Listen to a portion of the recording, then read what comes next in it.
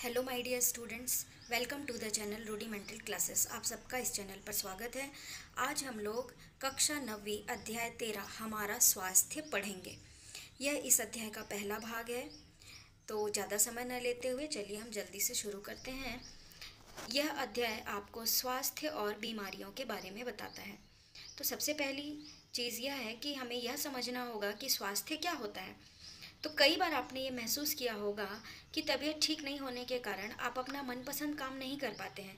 जैसे यदि आप खेलना चाहते हैं, कहीं जाना चाहते हैं, विद्यालय जाना चाहते हैं, किसी कार्यक्रम में भाग लेना चाहते हैं, तो आप अपनी तबीयत ठीक ना होने के कारण ये सब कार्य नहीं कर पाते हैं। तो इसे आप क्या ये कहते हैं कि हमारी तबीयत ठीक नहीं है। कई बार स्वास्थ्य शब्द का इस्तेमाल हम अपने दैनिक जीवन में करते हैं। प्रायः स्वस्थ रहने का सही अर्थ हम अच्छा महसूस करने से लेते हैं।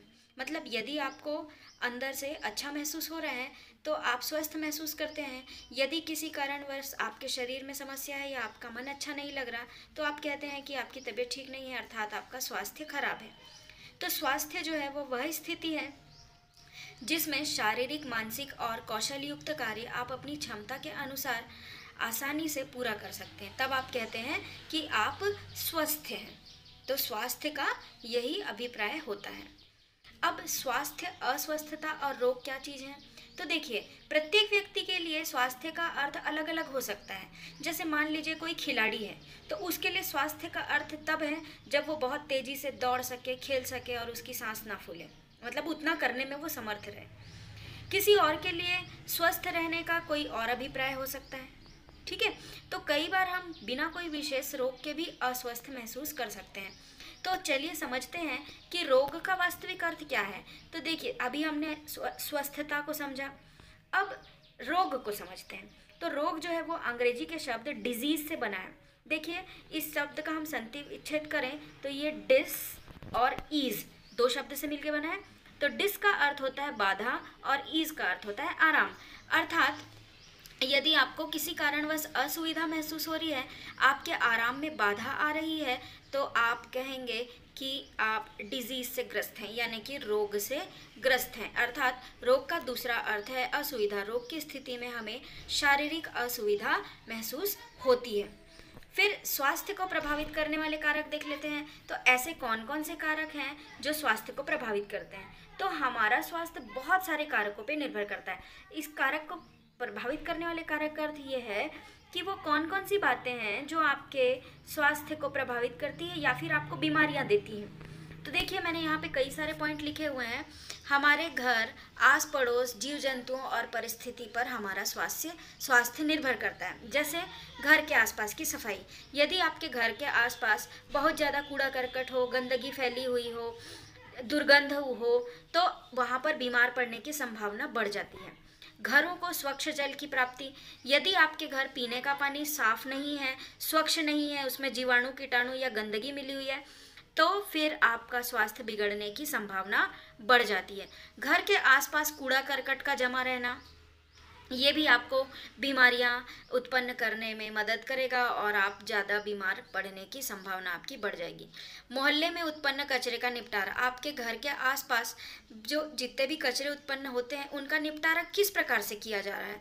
क्या वो सही तरीके से हो रहा है या फिर उसे ऐसे ही खुला छोड़ दिया गया है, या फिर उन कचरों को जला दिए? क्योंकि यदि आप कचरे को जलाएंगे तो ये वायु प्रदूषण उत्पन्न करेगा और आपके स्वास्थ्य को प्रभावित करेगा। तो उत्पन्न कचरे का निपटारा किस प्रकार हो रहा है, यह भी आपके स्वास्थ्य को प्रभावित करता है।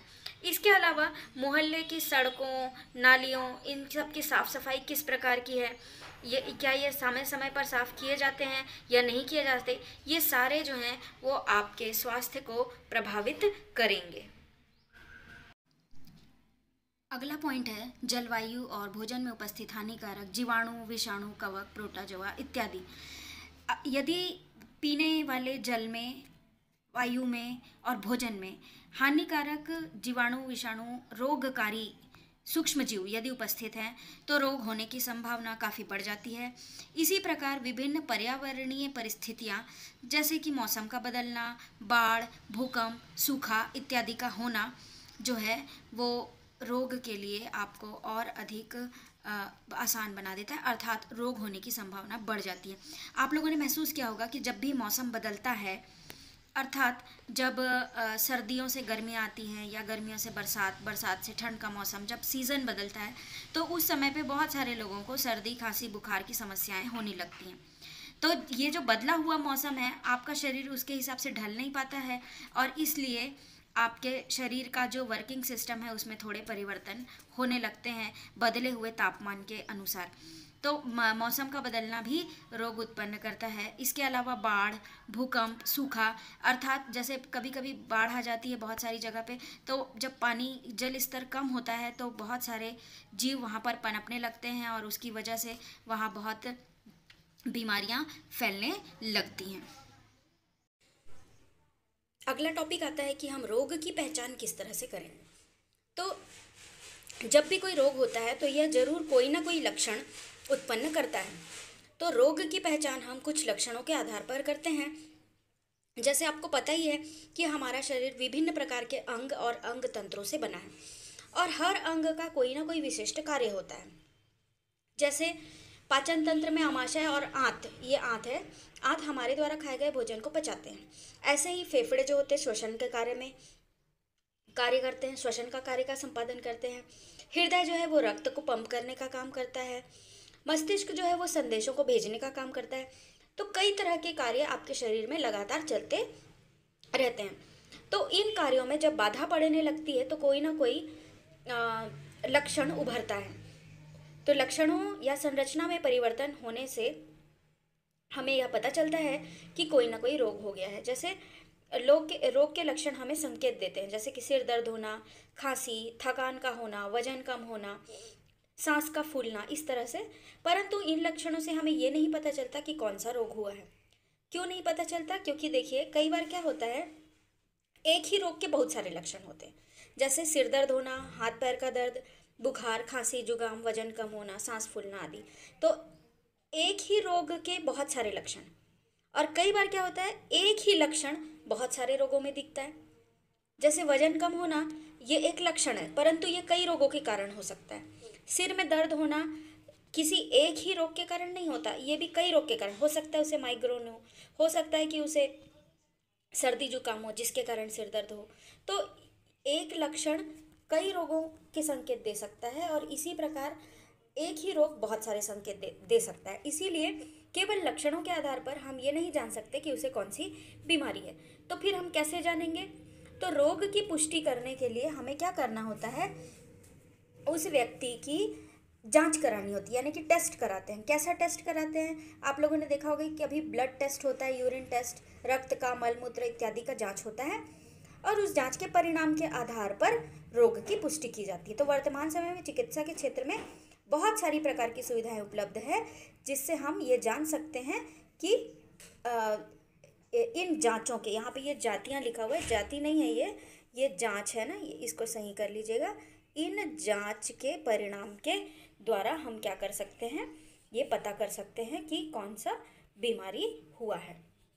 अब आगे देखते हैं रोग के प्रकार। तो रोग कितने प्रकार के होते हैं ये जान लेते हैं। वैसे तो रोग के कई प्रकार होते हैं परंतु अवधि काल के आधार पर रोग को, ये रोग है, रोग को दो प्रकार में बांटा गया है। एक है तीव्र रोग, दूसरा है दीर्घकालिक रोग। तीव्र रोग क्या होते हैं समझ लीजिए। देखिए तीव्र रोग बहुत कम समय के लिए होते हैं। कम समय के लिए का अर्थ यह है कि ये 2-3 दिन में ठीक हो जाते हैं। जैसे आप लोगों ने देखा होगा कभी बुखार, सर्दी, सिर दर्द ये रहता है, आप कोई एक दवाई लेते हैं, ठीक हो जाता है और इसका लंबे समय तक स्वास्थ्य पर कोई प्रभाव नहीं पड़ता, तो इसे हम क्या कहते हैं, तीव्र रोग। दूसरा होता है दीर्घकालिक रोग और ये दीर्घकालिक रोग होते हैं जो उपचार करने के बावजूद बहुत लंबे समय तक चलते भी हैं और साथ ही ये स्वास्थ्य पर प्रभाव छोड़ते हैं। जैसे कि वजन का लगातार कम हो जाना, बालों का झड़ना, और उसकी रिकवरी में भी बहुत टाइम लगता है, यानी कि पूर्ण रूप से ठीक होने में काफ़ी टाइम लगता है। जैसे क्षय रोग, दमा, इसके अलावा भी और कई सारी बीमारियां होती हैं जिनकी दवाइयां बहुत लंबी चलती हैं और जो स्वास्थ्य पर बहुत गहरा प्रभाव भी छोड़ते हैं। तो इस प्रकार अवधि के आधार पर ये 2 प्रकार के होते हैं। अब रोग के कारक, कारक का अर्थ है कारण, किस कारण से रोग होता है। तो देखिए, रोग के कई कारण हो सकते हैं, परंतु हम इसे तात्कालिक और सहायक कारक में बांटते हैं। देखिए, इसको समझ लेते हैं। तात्कालिक का अर्थ होता है जो एकदम तुरंत सीधा और बिल्कुल डायरेक्ट रीज़न जो होता है, यानी कि अगर मैं आपको कहूँ कि मलेरिया क्यों हुआ, तो आप बता दोगे किसके कारण हुआ। प्लाज्मोडियम नाम का एक वो होता है, प्रोटोजोआ होता है, प्लाज्मोडियम, DIUM, प्लाज्मोडियम नाम का एक प्रोटोजोआ होता है, जिसके कारण मलेरिया का रोग होता है। तो ये क्या हुआ, तात्कालिक कारण। मैंने सीधा आपको कारण बता दिया, इसके कारण होता है। परंतु ये प्लाज्मोडियम अपने आप तो आया नहीं होगा, इसका कई वाहक होगा। मच्छर है, फिर आसपास फैली गंदगी है, फिर जमा हुआ पानी है, तो ये सब क्या हो जाएंगे, सहायक कारण। यदि आप सहायक कारण हटा दो तो तात्कालिक कारण रहेगा ही नहीं। ठीक है, मेरे ख्याल से आपको तात्कालिक और सहायक कारण समझ में आया होगा।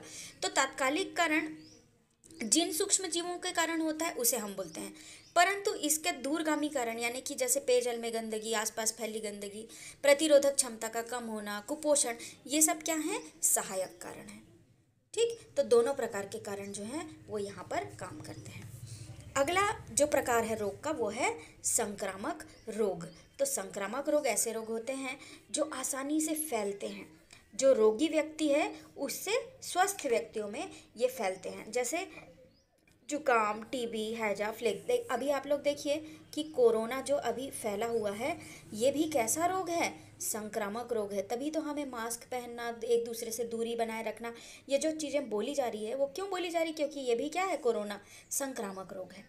इसके अलावा और भी बहुत सारे संक्रामक रोग होते हैं, जैसे लेशमानिया, ट्रिप्नोसोमा, स्टेफिलोकोकस। ये देखिए, यहाँ पे मैंने लेशमानिया का चित्र माइक्रोस्कोप के नीचे कैसे दिखाई देता है बनाया, ट्रिप्नोसोमा का कैसे होता है ये बनाया, और स्टेफिलोकोकस ये देखिए, ये गोले गोले के रूप में रहते हैं, ये कालाजार रोग उत्पन्न करता है, ये निद्रा का रोग उत्पन्न करता है, और ये आपके जो चेहरे पर मुहासे होते हैं उसके लिए जिम्मेदार होता है। तो इस प्रकार संक्रामक रोग जो होते हैं, कुछ सरल शब्दों में आप इसे परिभाषित कर सकते हो कि ये फैलते हैं रोगी व्यक्ति से स्वस्थ व्यक्ति में।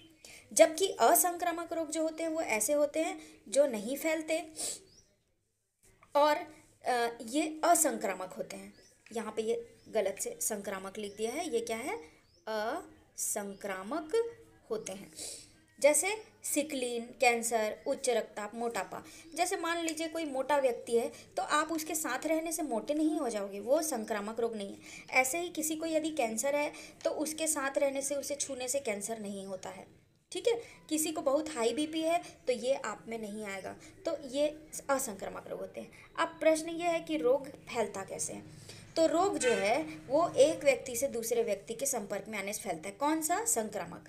अब ये संपर्क में आने से क्या होता है, वायु, जल, भोजन, लैंगिक संपर्क, इन सब से फैलता है। जैसे मान लीजिए कोई व्यक्ति ये छींकता है, चीखता लिखा हुआ है, ये छींकता है या खांसता है, तो उसके लार के साथ शरीर में उपस्थित जीवाणु विषाणु बाहर आते हैं और व्यक्ति के संपर्क में आके उसे संक्रमित कर देते हैं। यहाँ पे आप देखिए चित्र में, ये संक्रमित व्यक्ति है। ठीक है, यहाँ से समझते हैं इसको। और ये देखिए वायु द्वारा, ये वायु के द्वारा फैल रहा है, इसके कपड़े में आया, कपड़े से इसके बर्तन जो ये उपयोग कर रहा है उसमें आया, इसने इसको छू लिया तो यहाँ पहुँच गया। ये जो भोजन खाया, पानी पिया, उसी भोजन पानी को एक दूसरे का जूठा इसीलिए नहीं खाना चाहिए। ठीक है, फिर इसको एक मच्छर ने काटा, वही मच्छर जो है किसी दूसरे कीट पतंगों को, और वही कीड़ा इसके संपर्क में है। ऐसे ही जानवरों के द्वारा भी ये फैल सकता है। तो इस प्रकार संपर्क में ये फैलता है। अगले वीडियो में हम आपको इस अध्याय का दूसरा भाग कराएंगे और यह अध्याय पूर्ण हो जाएगा। फिर इसके बाद हम आपको इसका प्रश्न उत्तर भी करा देंगे। तो यदि आपने ये चैनल अभी तक सब्सक्राइब नहीं किया तो इसे जल्दी से सब्सक्राइब कर लीजिए। Thank you, keep watching.